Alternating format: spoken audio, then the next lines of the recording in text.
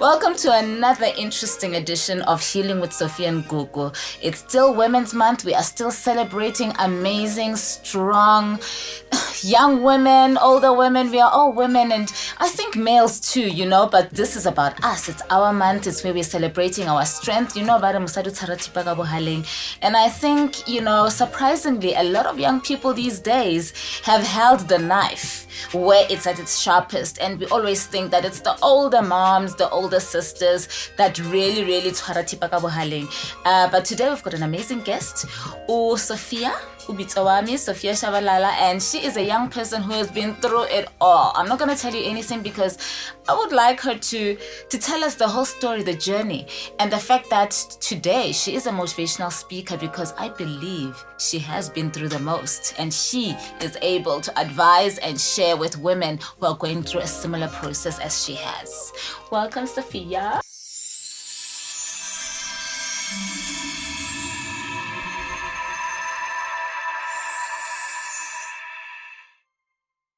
Thank you for having me here. So Sophia, Sophia Town. Sophia. So our theme this month has been celebrating amazing women who have kicked, the boxes, who have broken down all the boundaries. And I know with your journey, you overcame depression twice. Yeah. Sure, that is amazing. So in Beyonce's words, she says, in order to achieve greatness, you need to not ask for permission. As women this month, we were, just taking all the strengths. We went through the strides, went through the journey. We've been celebrating, we've been encouraging, and we've been saying we're with you, we love you, keep doing the most. But in your case, you were just a PK. You're a PK? Yes, correct. That is correct. Pastor's kid. Mm-hmm. Yeah. So imagine a pastor's kid who now lately had to overcome depression twice. I mean, when you get it the first time, you simply feel like you've done it, and then it comes back. What makes it come back? But maybe you should just share with us your journey and where it all began, who you are, and where did it all fall apart? Because my PKs, we always believe that you guys are the most protected, covered. You are taught, you are trained, you are on support. Like, when do things fall apart? Who is Sophia Tshabalala? Sophia. Okay, my name is Vutomi Sophia Tshabalala, and I am 27 years old. So I am the middle child of three, Vutomi and Vutivi, and all three of us were known as Triple V. So I am a child of a PK. And when I was 12 years old, I was in a boarding school. So my dad, one of those days, he came to the boarding school to visit me. All girls boarding school? No, it's mixed. Okay. So unfortunately, he did not inform the school that it was coming to visit us. It was coming to visit me at the school. So that day we'd gone out on a school activity. So, but overall, I had a healthy upbringing, and I was a dated little girl. So I wouldn't be surprised that he actually came to give a surprise visit. So by the time I went back to the boarding school and I got the message that he came to see me, I tried to call him. His phone was not going through. And later on that day, I found out that he drove back home and actually committed suicide. So for me at that age, because we were all close, we were a tight union, and he was also a happy person, and like you said, he was a prayerful person and was a happy person. The last time we spoke with him, there were no signs that he had any form of a problem. So for me to receive the news that he actually committed suicide straight after driving from my school, it made me wonder, was he there to say farewell, or was he there to take me with him?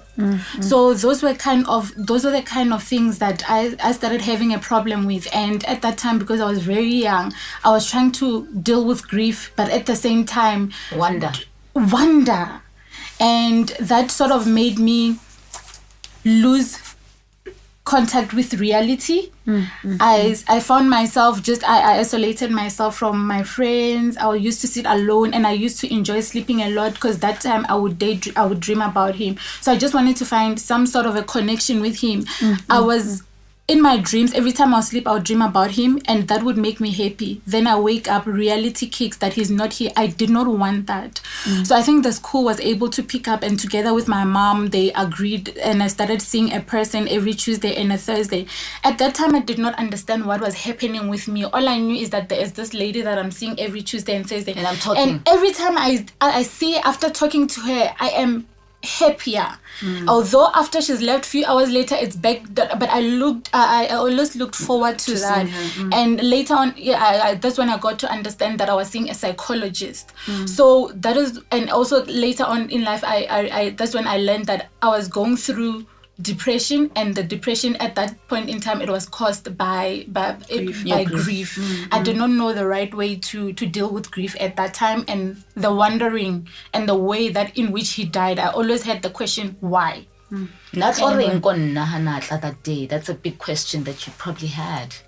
I think I still do have that, but I've learned to live with it in a healthy way right now compared to back then. So by me going through counseling at that time, it feels like one day I just woke up and I snapped out of it. I won't tell you how long it took and how it happened, but I just know that at some point in life, I was able to go on with life. And that is when I can say that I first healed with depression. It felt like I snapped out of it. There was a lady who would come and she would make me do activities such as doing my dad, always drawing your dad. Yes, she would say I must keep an image of him in my head, like how I remember him. And at a certain point in time, it felt like I would forget some of his features. I would forget how big his nose was, and that would take me back, because now I used to cry because I love this man so much. It was like, you are not allowed to forget. You need to remember. And I was so hard on myself for that. But like I said, eventually it just felt like someday I woke up and I snapped out of it. There's acceptance? It was acceptance, but I have to admit that it was with the help of a psychologist at that time. I think people don't understand the need of a psychologist in our lives. I mean, people like ourselves, we think, we're too African, and also Christians, we tend to be too hard on ourselves to say only God. But you remember, God helps those who help themselves as well. So prayer together with the help, together with medication, together with, support structures around you. Besides your mother and the psychologist. Yes. Did you have friends? Did you have anybody besides your mother and the psychologist that you could talk to? Because sometimes talking to your mom every day, talking to the psychologist was once a week. What happened the rest of the time? It felt like at that point in time, like I'm saying, I had a lot of whys, and at the end of the day, there was no one who was going to give me the answer to that. So I felt like I could not talk to my peers, because at the end of the day, they did not fully understand what I was going through. What people don't understand with suicide is that when you take your own life, for whatever situation you are going through, when you die, you don't go with the problem. You transfer the problem to someone else. My father did not leave a note. My father was a reverend. He was a happy person. He was giving people advices. Why couldn't he take his own? He was helping people. Why couldn't he take his own advice and do proper things? And now as a child, I took on the burden of, no, the last time I saw him, everything I remember about him was happiness. Now that he's gone, there was a reason, and because there was no note or there was no explanation of why he took his own life, now I tried to put the pieces together. Every time I would hear that someone had a quarrel with my dad, I was like, so you are the reason. The blaming, shifting. It was the blame shifting. You were searching for answers. I was searching for answers, but I definitely was not communicating. Everything was happening in my head, and that is why I shifted away from reality, because I was creating stories that are not real, that you're not even sure of. And then post the healing, you say you then decided, Uguti, I feel better. I know I feel better, because But even before that, Sophie, I just want to find out, because she received help at such a young age and she was exposed to psychologists and whatever, and now when she's much older, she can actually say, I was struggling with depression, I was seeing a psychologist. According to you, what is depression? What is because you are saying depression, I had depression because of grief. That's the why. But what is depression for somebody who might be going through depression, but they don't know how to identify? This one is depression. What is depression according to you? Because you already had that experience at a young age for you to realize, and the help that you were getting. In your mind, what is depression? What do people look out for? What's going on? Just to unpack it. Okay, I think I will be able to explain it better when I go into the second time I had depression, because at a young age, someone identified it for me. They took the action, and they took the initiative to get me help. I was just following, and it made me feel better. I appreciate that. I did not identify it myself, but there was no realization. So I realized, that's why even I only found out when I was older that the person I was seeing was a psychologist. I thought it's a friend. I thought it's someone I could trust, someone I could talk to, and she made me feel better. At that time, I did not know. So, so now, the day after I turned 14, I'm still a PK. I go to church. I meet a boy, and the day after I turned 14, we start dating, and he was my every first. He was all my best memories, teenage and into young adult. He was a part of. How many years together?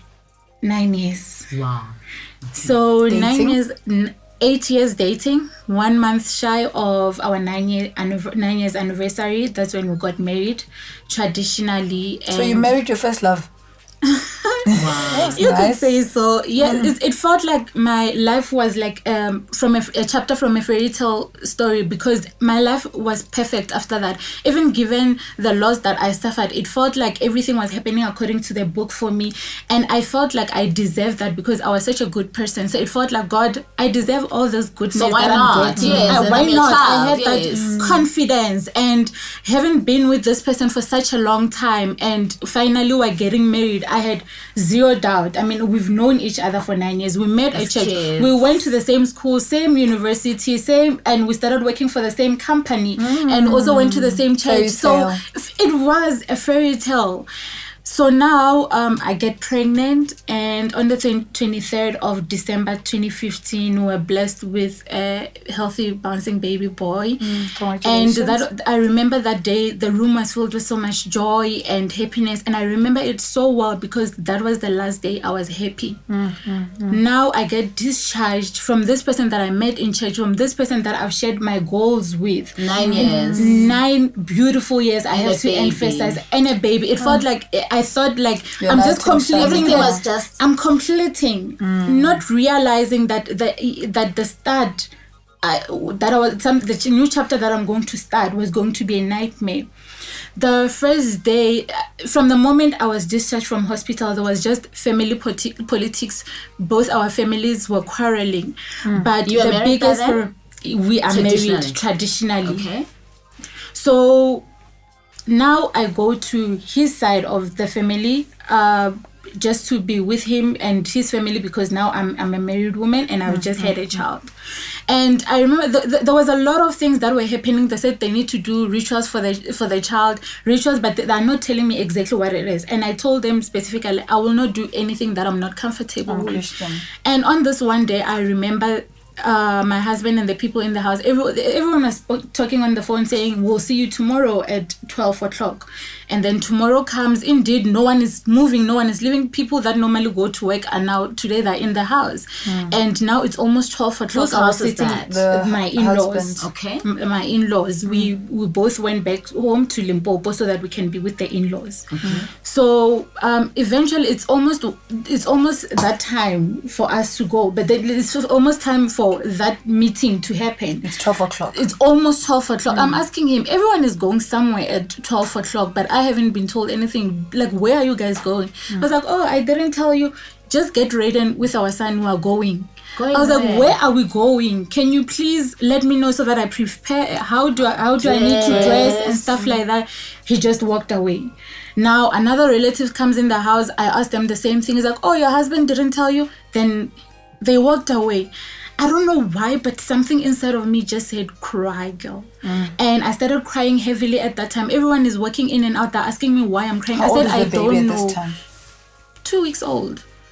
Everyone, I don't know. I'm just crying. I'm telling them, I don't know. I don't understand. Something inside of me doesn't feel right. I started crying so heavily, and at a certain point in time, one of the female relatives came in the house and they called my mom. They asked her, your daughter is calling, which is crying. Why is she crying? And I remember my mom saying, I told her I'm fine. She mustn't worry about me. But I remember my mom saying, do not cry in front of your enemies. She said enemies. And at that time, I did not understand. What I later learned is that they told my mom that your child is crying water. She's not crying blood. Why is she being a brat? But I left it at that. At some point around 3, eventually I stopped crying, and we drove to a nearby village. So when we got there, the moment we got to the gate, I realized, I was like, this is a Sangoma's house. I started crying once again. I held my son so strong, and I remember like they were trying to force me to go in. I held my husband. I was like, what are we doing here?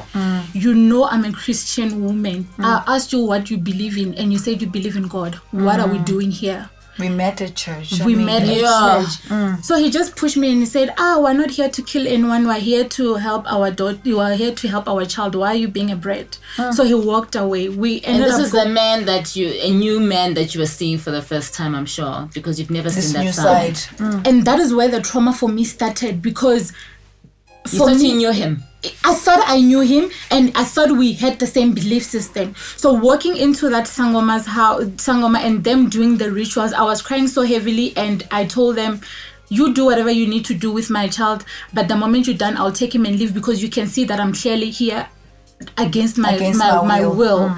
And the lady proceeded how she proceeded, and it felt like from that day on going forward, it was just a series of traumatizing events for me. I was blamed for him gaining weight.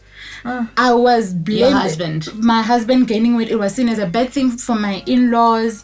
I was being blamed for that. They said I cook nonsense. That's why he's gaining weight. Suddenly, the way I walk is not good enough. Suddenly, there are talks about me trying to kill him because he went away without informing anyone. And I actually opened a missing person file, only to find that he was just relaxing somewhere in Mpumalanga.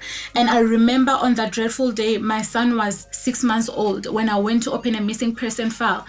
And I was holding my son on the one hand, and I had his friends with me. I asked them to come with me because the police told me that I need to go look for him at the nearest mortuaries. And that is something I could not do because I was so weak. I asked them, please help me. So I remember the one relative called me and she's like, what did you do with our child? And I remember saying, whatever you heard about me, ma, assume it's true. Now what? And for someone who left out of their own free will, had something happened to him, what was going to happen to me? I was only 22 years old at that time. And even the next couple of days, even when he came back, no one questioned him where he went or why he went. Everyone was questioning me.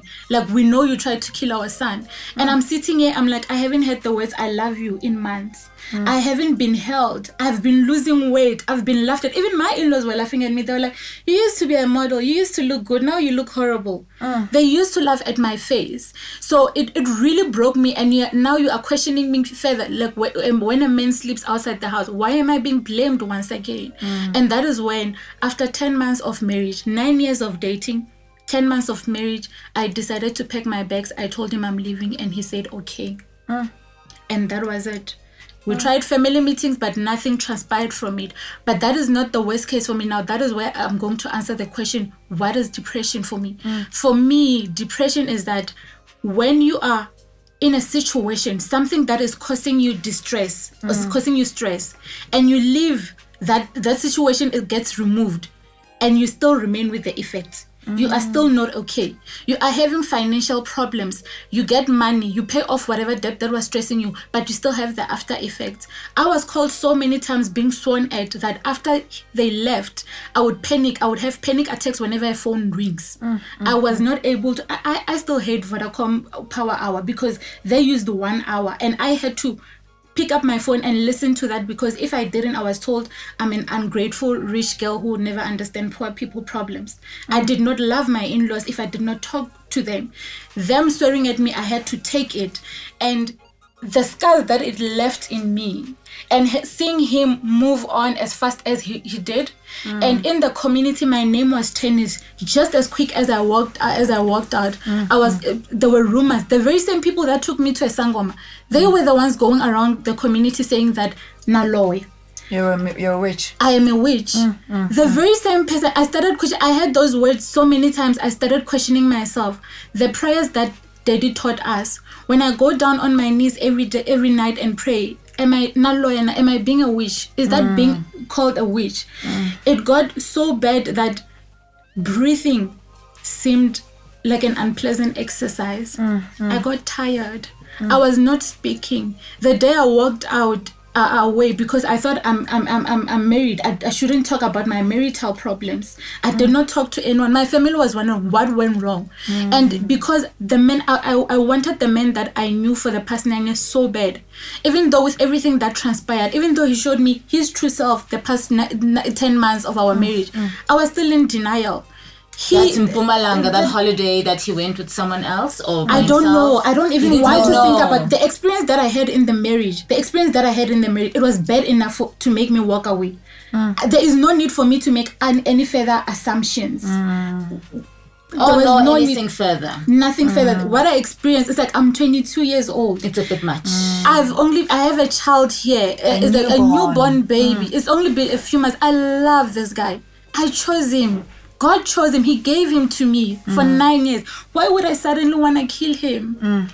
That really broke me so much that someday I was driving around after I saw pictures of him on social media. And I think people around me, because they loved the image that we presented for 9 years. They were like, no, it's just a phase. Hang in there. I'm hanging there. And he's moving on. And this one fateful day, I saw pictures of him on social media with another woman. He was right. It was within his right to move on. Because you had left. Because I had left. But I had not accepted. Even though I left, I still had hope that he'll come and fight for his family. How many months later was that? This was, it ended in June, July, August, September, 4 months. I saw him on a vacation, and I remember I was at work. I just picked up my things. I didn't tell anyone. I just got in the car and I started driving around. It felt like my chest was closing in. Everyone around me kept on saying, tell us what went wrong so we can help you. But I felt like I couldn't tell them. He's going to come back. We're going to fix things. I can forgive you. I don't think you can. My family was hearing rumors that I tried to kill him, that I'm a witch. They wanted to protect me, but I didn't allow them to. So now I'm driving around, and at some point I just told myself, you know what, at the next bridge I'm going to drive off. I don't want to die, but I want this pain that I feel in my... Maybe silence. Silence. That's all I needed.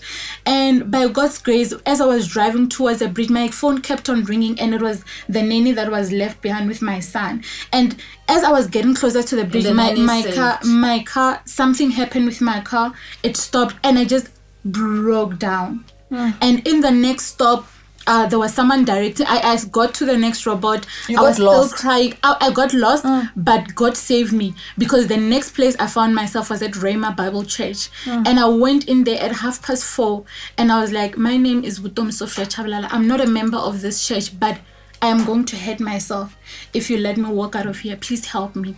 And they took me in. Was it a Sunday? It was not a Sunday. It was during the week. They have left work. I left work. But one thing that man said to me that day that changed my entire life, I felt guilty, like my father died without ever introducing me to sangomas. I'm left with the trauma of going to a sangoma for the sake of my marriage, but even it didn't last. It didn't save your marriage. I changed the way I cook. I cooked golden soup and did monkey styles in the bedroom, but that still wasn't enough. It was enough for 9 years, but now all of a sudden, because I say I do, I said I do, everything is not enough. What is wrong with... I made all the sacrifices. I took the trauma. I took the emotional abuse. I listened to all those words, and still it wasn't enough, because my marriage ended. I had all that guilt which I could not forgive myself. And that man, that day, he said, the Bible commands a woman to submit to her man. The husband is the head of the family, and if the head of the family is the one that misled you, you were right by the Bible. You are pure by submitting. Yes, you are not at fault. And that changed my whole entire outlook in life.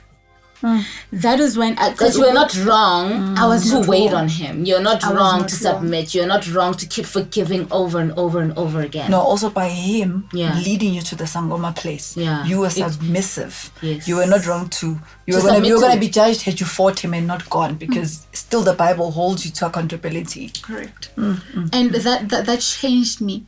That day, for the fact that I almost died, and I put my life on hold for some time, and that day it made me realize that I need to move on. But I didn't know how. For 9 years, everything that I was, everything Revolved around. This is your first boyfriend. us. It was This is your first boyfriend. My first love. My first, he was, all the dreams that I have, they were around us. I never pictured a future You grew with with just this me man. alone. Everything that we had, even a spoon, we got together, as small as it was. Now I was afraid to dream. I think that's why I wanted to take my life, because I could not see beyond that day. I was out of the toxic situation, Yes. but You the were stuck. after You effects were were stuck. still stuck with me. I could not move on with my life. I could not sleep. I could not eat. I could not. So many could not. And that is when I finally decided to start going to psychologists. And I'm On your own now, because you on now my own. understood what is a psychologist. On my own. Yes. But even then, I went to one psychologist. He said I'm depressed. I changed. I went to the next one. You wouldn't accept. I changed psychologists. You're I looking think for 3 someone who months. can tell you something else. Until that day when I spoke to that man at Rhema Bible Church, that made all the difference. I was fighting with God. He spoke to you the language you understand. He did. Because psychologists are coming from another angle. And because you're not a child anymore, you're not going to see this person as a friend. You see them as a professional.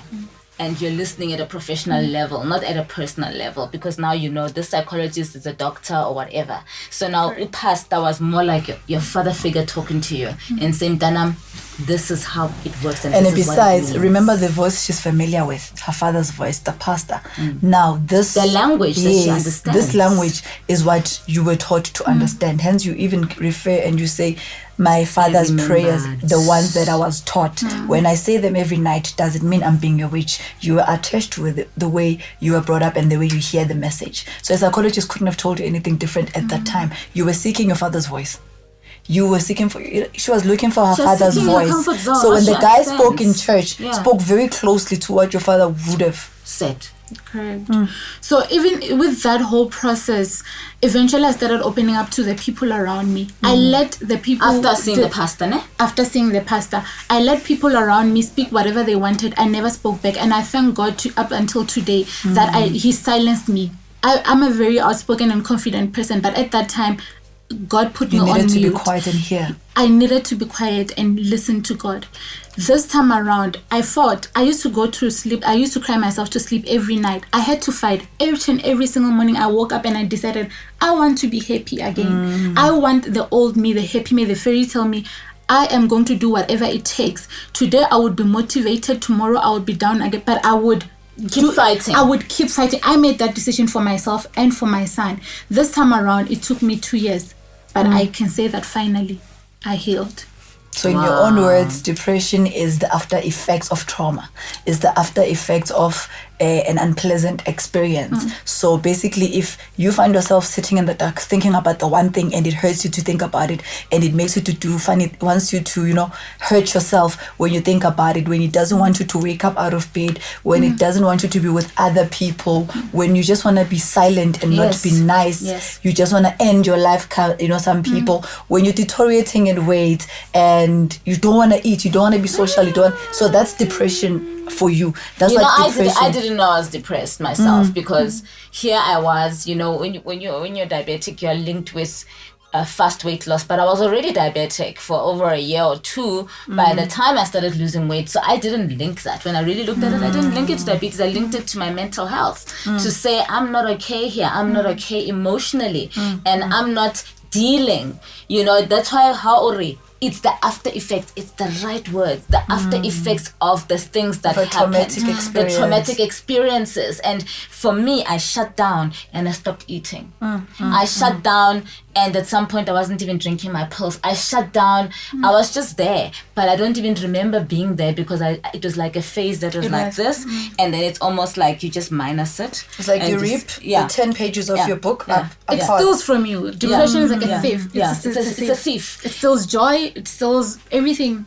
And then in your process of healing, like you say, you had all these people around you that were asking. I had all these people around me saying, she's dead, she's dying.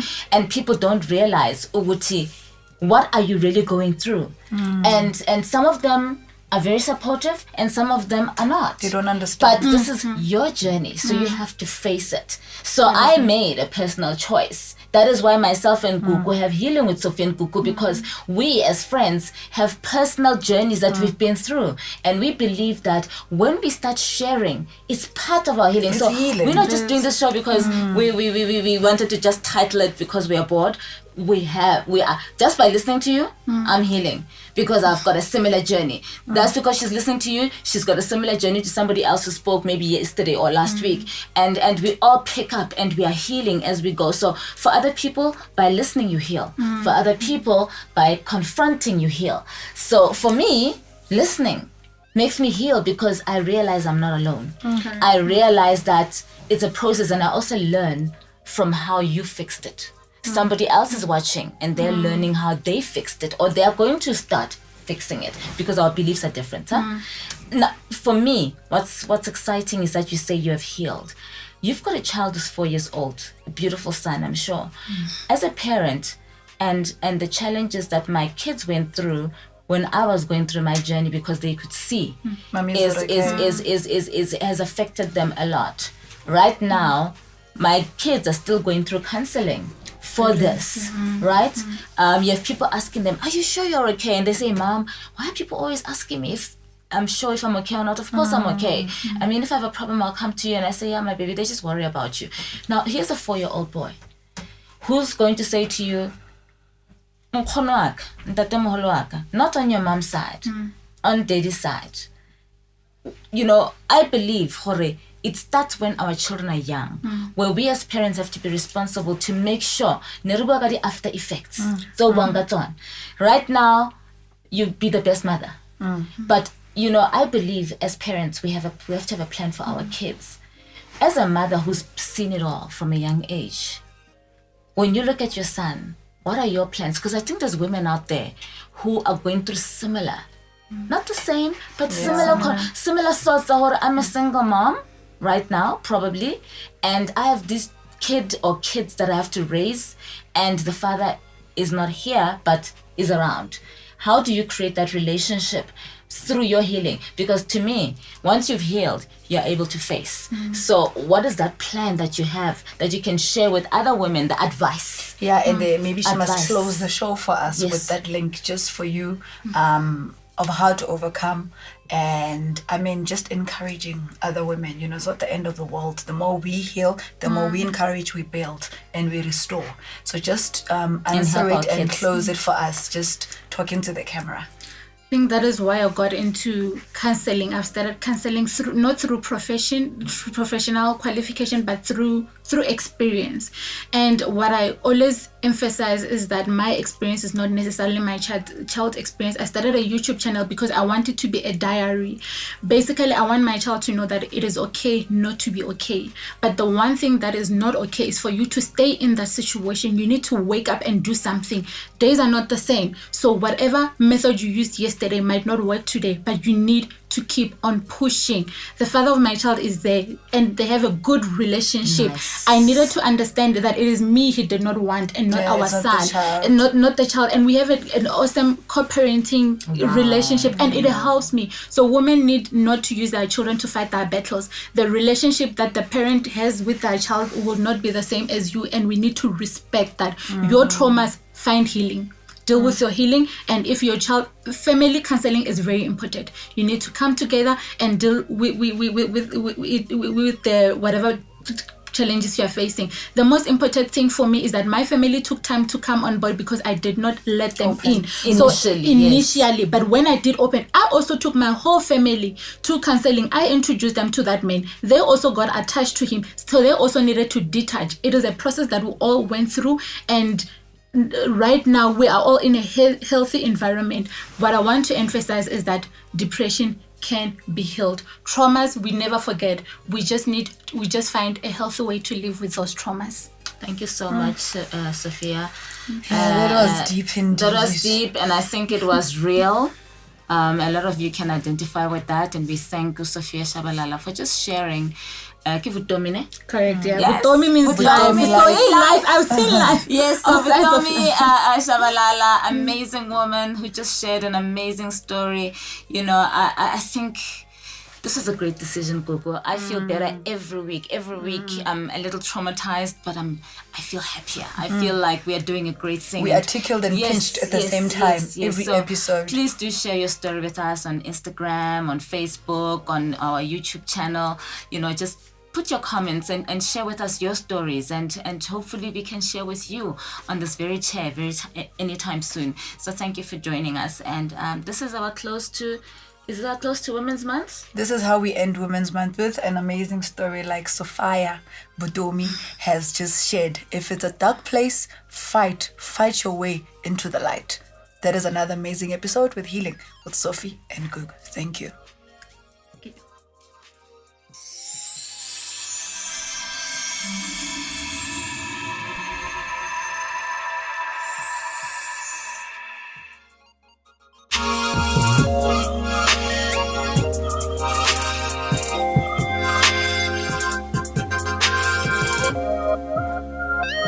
Oh,